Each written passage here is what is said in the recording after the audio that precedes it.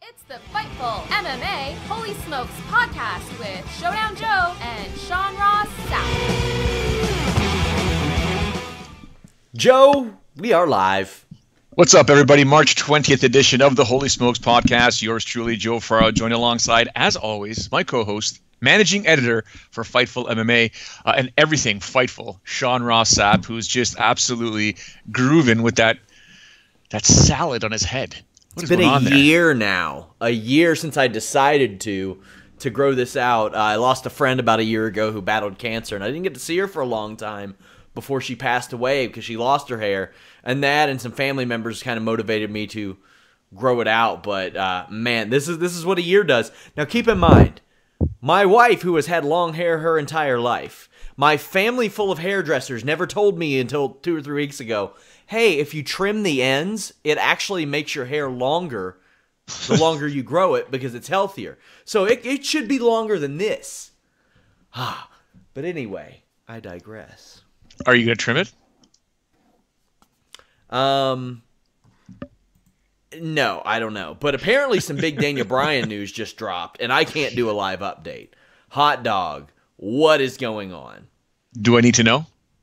Apparently, Daniel Bryan has been cleared medically to return, and that's huge. Fucking huge. Yeah, that's huge. I know it's an MMA podcast, ladies and gentlemen, but we are a crossover site. Wow. And that is absolutely massive, so cool. Yes, my God, Daniel Bryan cleared to return. I have to send this email out. You kick off the show, Joe. Yes, while Sean does that, we're going to recap UFC London and what went down over there. There were some good fights there, man. I hope people enjoyed it. It was interesting to see some of the reaction from a lot of the different things that went down, to be honest with you. But we'll get to that in a moment. Ashlee Evans-Smith will join us. If you don't know, it's going to be a fun clip, to say the least. Oh, yeah. At least Alexander Volkov, he defeated Fabricio Verdum in the main event at UFC London. He wants a title shot. I don't think he's going to get a title shot, but my goodness, it seems like every week or every 2 weeks that goes by, there is a fantastic update to the UFC's heavyweight division. We will discuss that. Sean and I will kind of break that down at length because he knows exactly what I'm going to ask him. What does this mean for Cain Velasquez? And we'll get Sean's thoughts on that as well, because the sport is completely passing Cain Velasquez by, in my opinion. Kajan Johnson, who did emerge victorious, very split decision against Stevie Ray, had a lot of negative things to say about the London crowd and kind of blames Dana White for it. But we'll get into that as well. Christian Cyborg kind of she gave Amanda Nunes a deadline for their fight.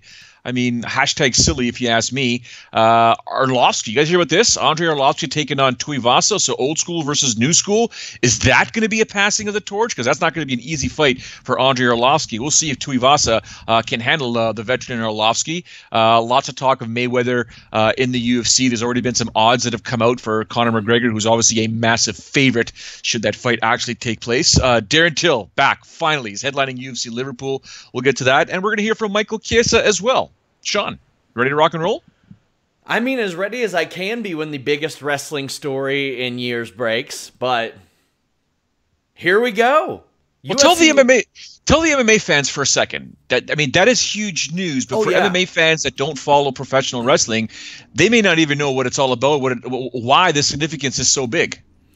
Daniel Bryan was arguably the most was the most popular wrestler in WWE, like from a crowd perspective, as far as universal positive reception. He actually did some training with Billy Robinson in Extreme Couture and has been training for quite a while, like as it pertains to grappling, MMA, stuff like that. This is a big deal, and we are 2 weeks away from WrestleMania. So that is even bigger. He's been trying to get cleared for 3 years. I was there when he forfeited the Intercontinental title due to concussion-related issues, and I saw people crying in the Cincinnati crowd. It was insane. So that is big. I mean, people thought he was going to be a free agent later this year, and WWE did not want him to be a free agent. And just like that, whoo, boy. That is giant. I will be going live with another podcast right after this. Obviously, this show was going to be abbreviated anyway, but my God. It'll be a shorter show because, I mean, the next big show for the UFC is UFC 223, and hot damn, that's going to be a fantastic show. 2 title fights on that one there. We're going to enjoy that one a big time, but that doesn't go down till, I think it's April 7th, if I'm not mistaken. Yeah, April 7th. But we can recap UFC Fight Never Doom versus Volkov, a variety of different things to talk about on that show. I enjoyed it. I know a lot of people enjoyed it as well. Some people had some negative stuff to say about it, especially, I mean, it's kind of cool. The very first fight of the main card goes to 359 of the 3rd round. I mean, that was fantastic. I think UFC is on a roll inside the cage. The last 4 cards have been awesome, I thought. Yeah, well, 2 fights went right to the last minute, or last second. So, I mean, what are the odds of that happening? But it is what it is. I mean, Leon Edwards, Peter Sobota, I like that fight. That was a fantastic fight. I think Sobota, and you heard the Dan Hardy basically say the game plan was sort of incorrect for Sobota as he went into this fight here. But Leon Edwards, very patient. At the last second, literally at the last second, pulls off the TKO. Yeah, and we saw some more of this on that show too. We had the latest submission and KO in 3-round fights in UFC history. That's pretty damn cool. Even before that, on the prelims, I want to mention Magomed Ankalaev, who is a big prospect, got beat by Paul Craig in 359, and Kajan Johnson, who we will actually bring up in a topic later. I liked his promo, but Leon Edwards beating Peter Sobota, man, that's a good one for Leon Edwards. He has won 5 in a row now, Joe, and he has won 7 of his last 8. I don't think they're going to run any shows in Jamaica anytime soon, though. Yeah, I didn't like him taking down Sobota, though. Like, I mean, he should have kept that fight standing up. I think he wasted way too much time and energy. Then again, he felt safe. If you can feel safe in a black belt's guard or a jiu-jitsu black belt's guard, okay. But if your strength is in the stand-up, I would have kept that fight standing up. Nonetheless, he pulled off the victory. So good for him. I think he's doing pretty good. That welterweight division, it's like the lightweight division. It's so stacked. You got to stay on a roll, and he's on a roll for sure. Yeah, he sure is. And Peter Sobota is quite an opponent for Leon Edwards. So this wasn't just some fly-by-night type of win. Neither was Jan Blachowicz beating Jimmy Manuwa, and that was a good fight. And Jan did exactly what I didn't think that he was going to do at times, and stayed in there and slugged it out with Jimmy Manuwa. And he's the 35-year-old light heavyweight, and he was on the verge, as we mentioned, of getting cut less than a year ago. We're talking like April 8, 2017. If you would have cut Jan Blachowicz, I would have been like, okay, yeah, sure. He's 2-4 in the UFC. He's lost 4 of his last 5. All of a sudden, he's come back, and he has beaten Jared Cannonier, Jimmy Manuwa, and Devin Clark even before that. And Devin Clark looked like he was on a roll before he ran into Blachowicz. So that win, I can't underscore that enough. But what my real question is, what does this mean for Jimmy Manuwa, who started out 14-0, now 3-4, his last 7, lost 2 in a row, not looking that hot. It's going to be a long, long time before he can get in the title picture, if ever, and he is not getting any younger.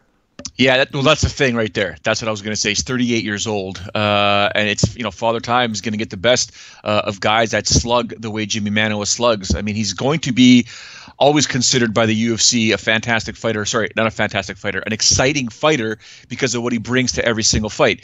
He's there to bang. He's there to knock somebody out or get knocked out. He will go out on his shield, or he'll flatten somebody. So I think the UFC, put some cadence into that. They do like that.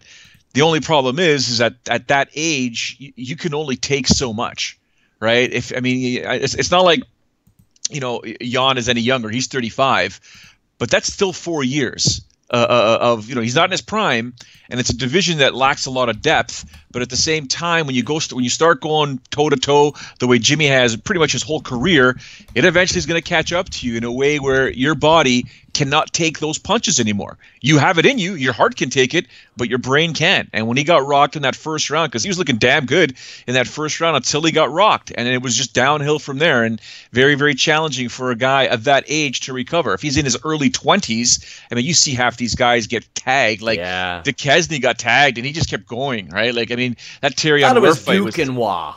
Duquesnois, I call him whatever. It's French. Yeah, come on. You live in Canada.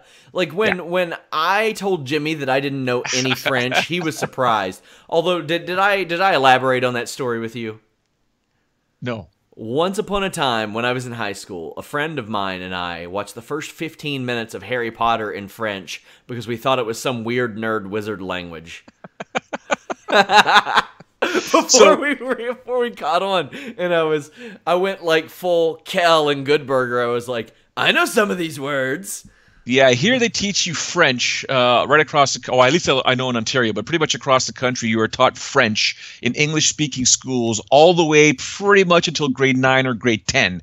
Now, when you look at Duquesnois' last name, we are taught that N-O-I is pronounced Noir. If you see N-O-Y, it's Noy. So we look at that and we say Duquesnoy, when in reality it's Duquesnois. In most situations in Kentucky, at least where I go to school or went to school, you have your option between French and Spanish. And I was unfortunate enough to be in the last class that didn't mandate that moving forward. And there was at one point I thought, man, I'm going to need to learn Portuguese about 4 or 5 years ago. Or maybe it was about 6 or 7 years ago when I was getting into MMA media. Glad I didn't do that because since then it's become a lot easier to just hire somebody who speaks Portuguese to translate your stuff. But also on this show, we had Volkov.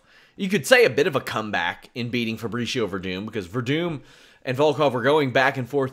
I didn't think that either man looked particularly great, but I didn't think that either man looked particularly bad either. There was nothing about this that made me think that Fabricio Verdum can't still hang in the top 10 of the UFC heavyweights. But Volkov winning is what the UFC needed. They needed the 29-year-old former Bellator champion to go 4-0 in the UFC, and he's talking about a title fight. I don't think he gets it because you have Cormier and Stipe already, but he's in the conversation.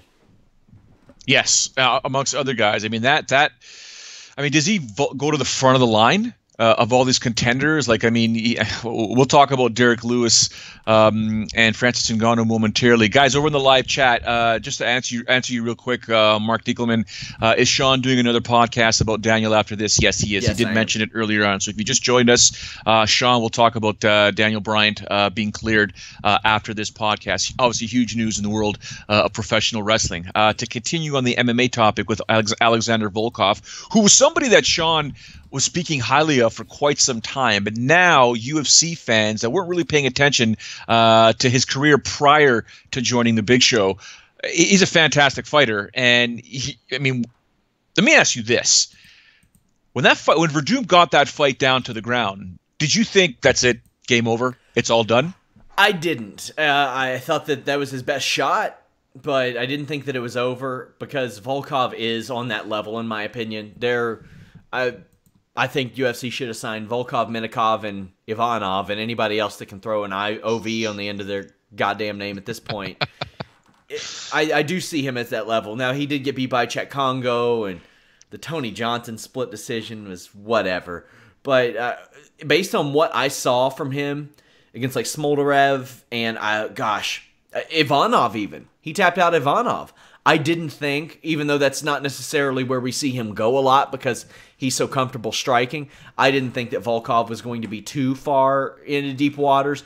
Although Verdum can switch that opinion of someone very quickly, like a Fedor Emelianenko, for example. But at 40 years old, I think we're going to see a downslope for Verdum, and we have to a degree, but it's just Volkov's time, in my opinion. Yeah, I mean, just the way he would push Verdum down to the mat, like get that garbage out of here, like just yes. Lift his leg up and be like, get out of here. So it just seemed like Volkov was on a different frequency than Verdum in that fight. Verdum sad, obviously, afterwards with what he posted online, but at the same time, we're starting to see almost a change of the guard, the changing of the big names in the UFC's heavyweight division, which is what sometimes people actually want. But you take a look at some of these names, whether you have Volkov, Francis Ngannou, Tuivasa, Curtis Blades. These guys are almost like taking over. Yeah. Cain Velasquez, who you maintain constantly over and over again, shouldn't even be ranked in the UFC's heavyweight division. I don't know. I didn't check to see what number he is right now, but you talk about the sport passing by a former heavyweight champion who's been sidelined for what seems like forever with injuries. I mean, what does all this mean for a guy like Cain Velasquez? Are we expecting him eventually to come back and restore order, or are we expecting him to eventually come back and get an ass whooping? For Cain, it's the same question I always have when he comes back. How does he look upon that return? If he looks like he did his last fight, oh boy, that's trouble for anybody. Or at least when he gets in the cage. But I haven't even heard anything about him coming back at this point. Well, there was news a while ago that he was cleared, his back surgery went well, he's ready to go, he's training, look for an imminent return. But that feels like it was 2016, 2017. Like, I don't know what's going on. Like, if he's retired, retire, man. Like, come on. He's fought twice in 4.5 years. Yeah. Since that Junior Dos Santos win at UFC 166, he's only fought twice. He's only won one fight. That's why I don't think he even belongs in the top 10 at this point. This heavyweight division, it's going to undergo some major changes. You've written about it. I've written about it. And we're seeing names like Francis Ngannou, Derek Lewis, Curtis Blades, Alexander Volkov, Junior Albini, and one of our favorites, Tai Tuivasa, who is fighting Andre Arlovski soon. That's a good booking, in my opinion. Well,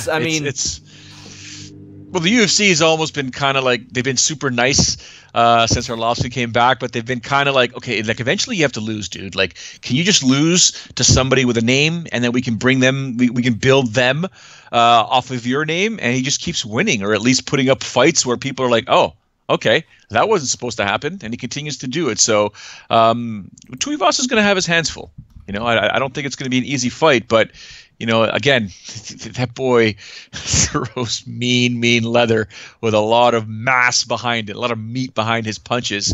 We'll see if the cagey veteran in Arlovski can somehow deal with it. But yeah, we'll see what's up with that. I'm looking forward to that fight for sure. Yeah, I like the booking. Arlovski has won 2 in a row. He's a former champion, and Tuivasa pushed himself into the top 15 conversation. I mean, he's the top 15 fighter now, but pushed himself into that conversation, and I just like the booking of that as well. I also like the booking of Ashlee Evans-Smith against Beck Rawlings. And Ashlee Evans-Smith did not mince words when she spoke to James Lynch about her opponent. Check it out. At one point, I could probably hawk a loogie and make 35. So I was like, I'm going to give this 25 division a shot. And I saw, the final factor was I saw the Roxanne Modafferi and the champ now, I'm sorry, it's very disrespectful. But Nico Montano. Nico. And I saw that fight, and I thought it. I didn't say anything, but then a lot of people came up to me and were like, dude, if you go down to 25s, it's a very open division. Knowing that a lot of people were going to come down, a lot of women were going to come down from 35 and up from 15s, but I just, it's a challenge. I've always made weight. I will always make weight. It's an open division. I feel like I'm kind of a voluptuous 135er, so I could use to cut a little weight. And yeah, and I'm doing it the right way, so why not? Awesome. Let's talk about Beck Rawlings. How do you feel like you match up against her? She's got the 7-7 record. Is she 7-7? Yikes. I mean, she has a few more fights than me, but that doesn't necessarily mean anything. I always take my high school wrestling and my college wrestling competition into play because I just been competing for a very long time. I don't know what she did before her fight career, but even, I get nervous, but I just, it's just another night for me realistically.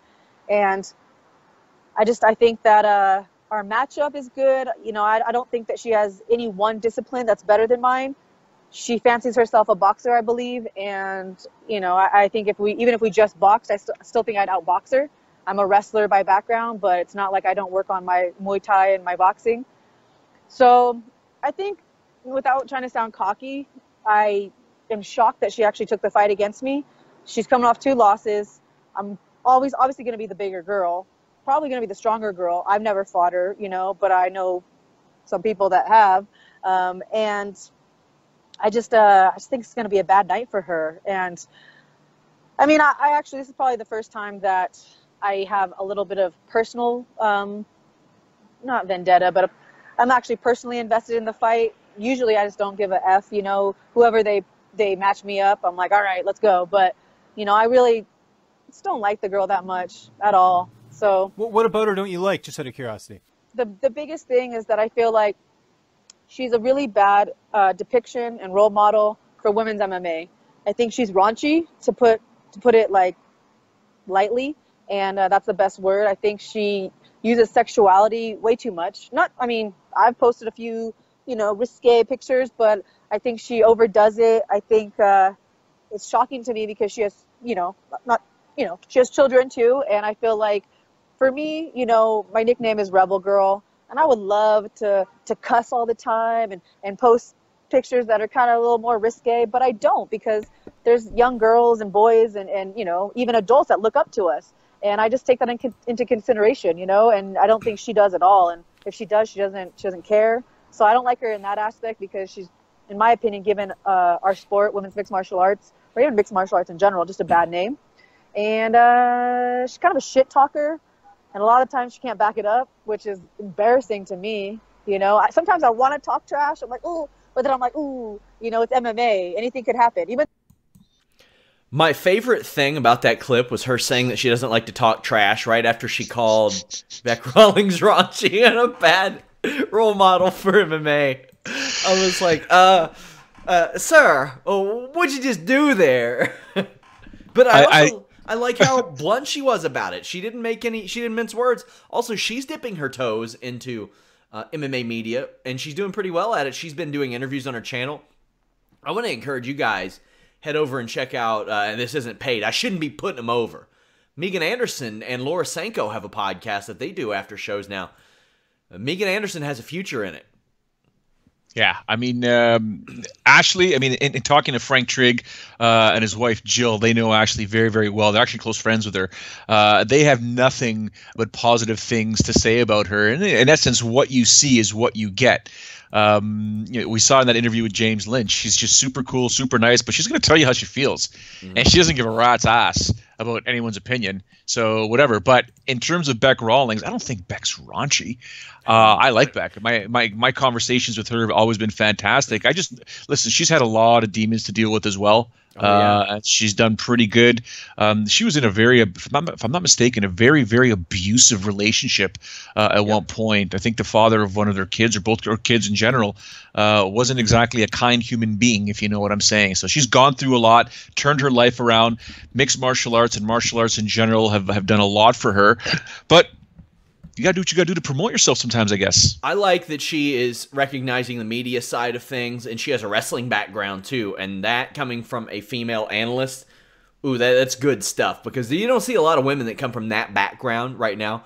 Also, since her UFC debut, you might not recognize the woman if you put her side by side with her upcoming weigh-in photo, because she competed at bantamweight, and she just looks different. She's one of those women, while she's not the greatest fighter in the world, if you see her in an airport, it's that type of thing.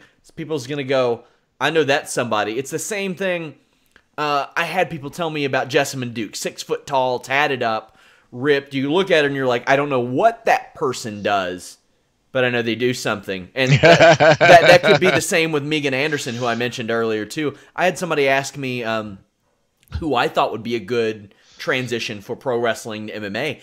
And I was like, well, size is important to some degree. And while Colby Covington would be a nice one, I look at a Megan Anderson and I'm like, oh, she's 6 feet tall. She's ripped.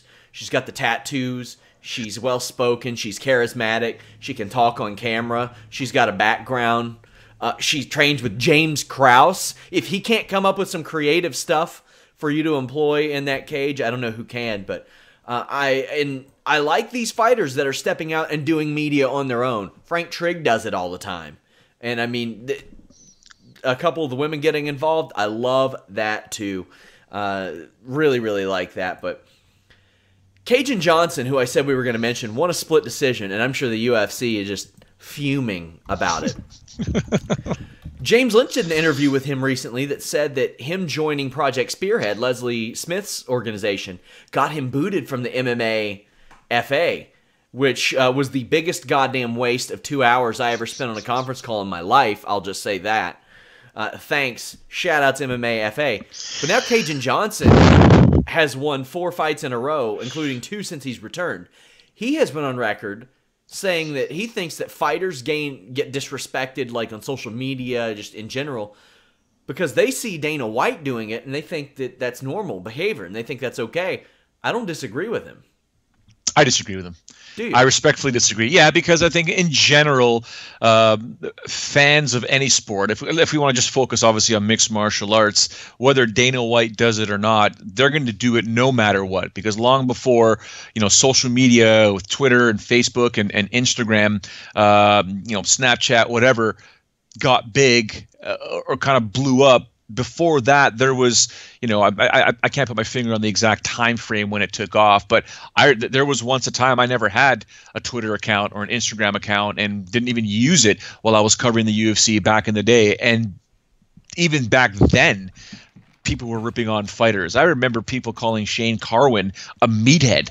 Like, you're nothing but a meat sack. You're a meathead. Man. People ripping on Frank Mir and people ripping on George St. Pierre. And I'm like... You should have seen my mentions last night when people were telling me that a Ronda Rousey throw wasn't right. And I'm like, yeah, because she did a move that you haven't seen before. She doesn't know how to throw people.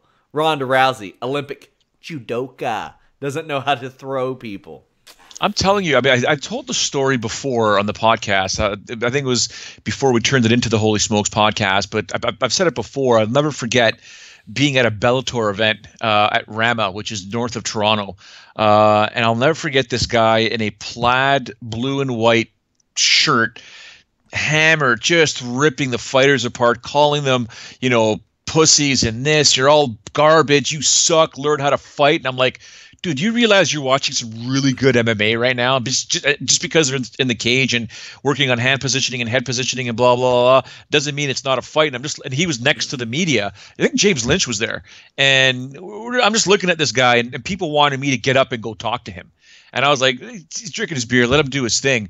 I'm telling you, when that event was over, this guy was getting selfies and pictures and talking to all the fighters. You're amazing. I'm a huge fan and blah, blah. And I'm looking at this guy going, wow, you are the new definition of douchebag, scumbag, man. Like, wow. So I get definitely what Kajan Johnson is saying, that, because Dana White does it, that, fans will follow suit. I think fans are going to do it no matter what, whether Dana White does that or not. Fans are fans. And, because there's no connection, they're not going to have. They're never going to be face to face with that fighter that they're going to rip apart on social media. They've got this freedom of speech thing that they can say and do whatever they want. And people have always given me crap, like, why are you always on the fence, or why are you so politically correct? Why aren't you saying this about that fighter, that about that fighter, Dana White?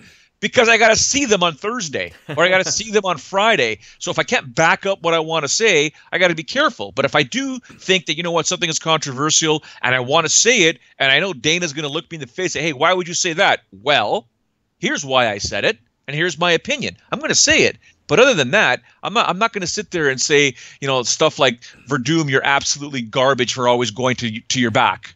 Yeah. Well, no, he's a jiu-jitsu fighter by trade. It's a smart idea for him. It may not be what the fans want, but that's what it is, right? So I kind of definitely get what Kajan is thinking, but I disagree with the assessment. I think that Dana White definitely accelerates it if he doesn't straight up motivate it, because this happens, and it's been his thing ever since the beginning, where do you want to be a fucking fighter type of thing. And a lot of people at home don't realize these guys are making weight repeatedly over the course of several weeks, over and over and over again in the Ultimate Fighter house. We have some upcoming fights that may or may not happen. Lewis versus Ngannou might happen. That's a good one. I think Derek Lewis is in trouble if he takes that one, though. I want to see it. I'd love to see that fight. Why not? I think it's a fantastic scrap, right? It's not like we have, there's top 30 UFC heavyweights. Put those boys together if they want to do it. I mean, why not put together when these guys are matchmaking for you, and it kind of makes sense. Makes it easy. Run with it, man. I wonder what kind of a system Sean Shelby has set up, if any, for he and Mick Maynard to find out when fighters are available, not available, And if not, why don't you have some sort of automated system? Why don't you, or not automated system, some sort of digital system where fighters can update their status if they're hurt, if they're not hurt, if they're seeking a fight, where they'd prefer to fight, who they'd prefer to fight. I mean, make it mandatory. You make whereabouts mandatory. Have them go in there. Hey, this is who I'd like to fight.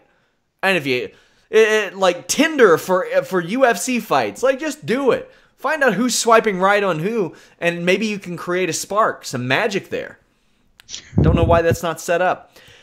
I'm sure they have a system. I don't think it's Tinder. I like the idea. No, I don't think it's Tinder. Oh. But I like the idea of the fact that availability, where I'd like to fight, I prefer location sort of thing. Yeah, I like it. I mean, I know Joe Silva had something going on, and obviously you would assume that Sean Shelby has adopted that system, if not made it better for himself or whatever he likes. Mick Maynard coming into the UFC with his experience doing the same thing. I get it. I think it makes sense. Do you know what Joe Silva had set up, or like what there is to that?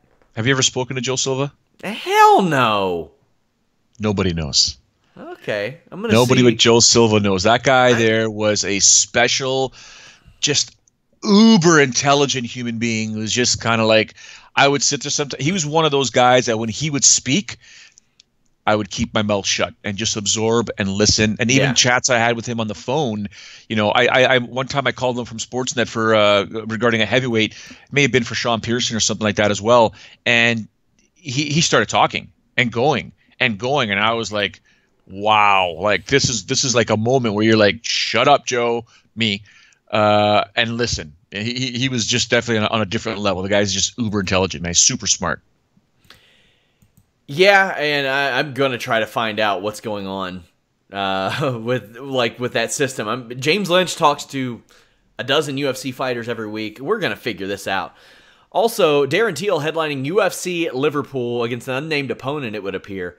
I'm glad. I'm ready to see him back in the cage, and apparently it's going to happen in a couple months. I should be texting Kamaru, shouldn't I? Seeing if that could be a potential option. I bet he would love that fight, and that's a headliner. That's a Liverpool headliner, in my opinion. Yeah, I think it'd be a great fight, but I think he does want Colby Covington. Kamaru does, so we'll see. We'll see what's going to happen with that. Well, what's today? Today's March 20th. I'm going to see Kamaru. One second, Gene. When am I going? Mania weekend. It's Mania weekend.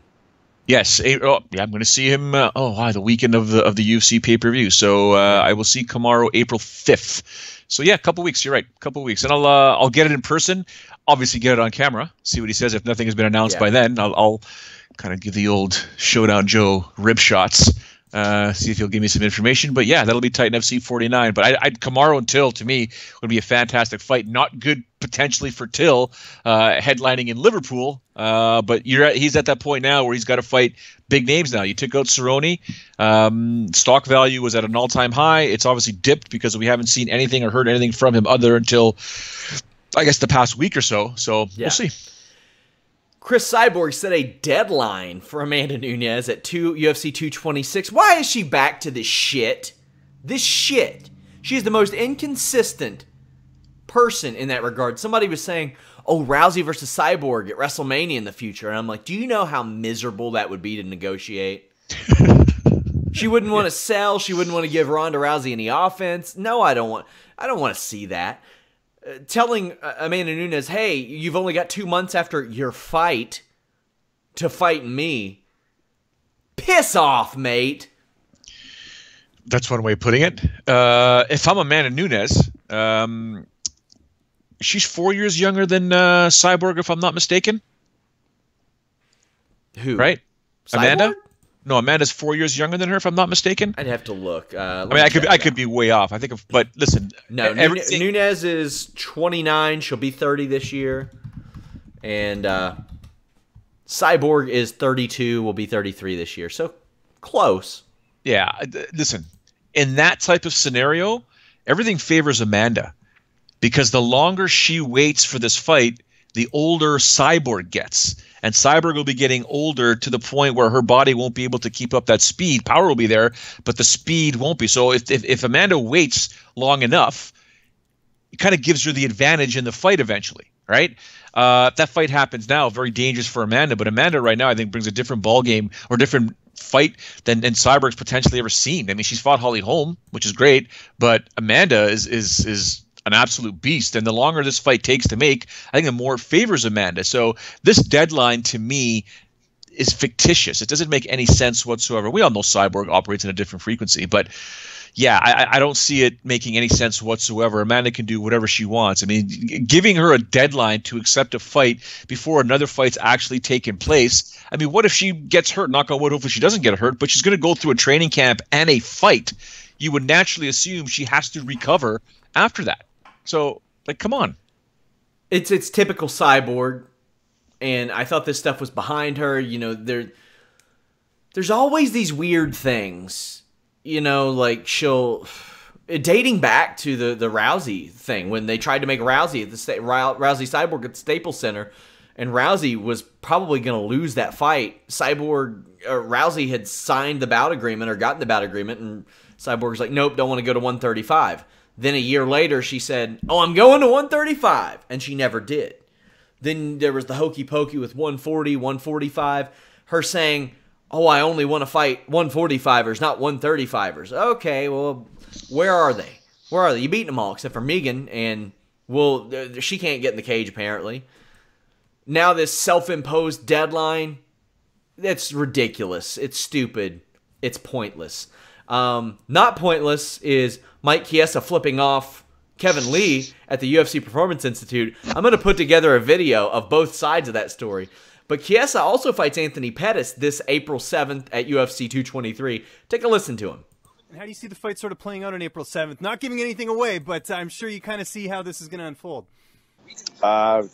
Just me doing what I do best, man. Just making it ugly, coming forward, big punches, takedowns, clinch. I mean, I ain't changing nothing, man. I'm just going to keep doing what I do, and I think it's enough to get the win on April 7th. Have you run into Kevin Lee at all at the Performance Institute? Because he's a Vegas guy as well. Yeah, I was walking in the PI today, and he was doing some type of, I think he was doing his metabolic VO2 testing. I made sure to give him a friendly middle finger as I walked by. Okay, so the bad blood's still there. That's good. Yeah, I mean, who wouldn't want to, you know, I wouldn't necessarily say it's bad blood. You know what I mean? I just want to kick the guy's ass, you know? Yeah, were you surprised you didn't get that rematch?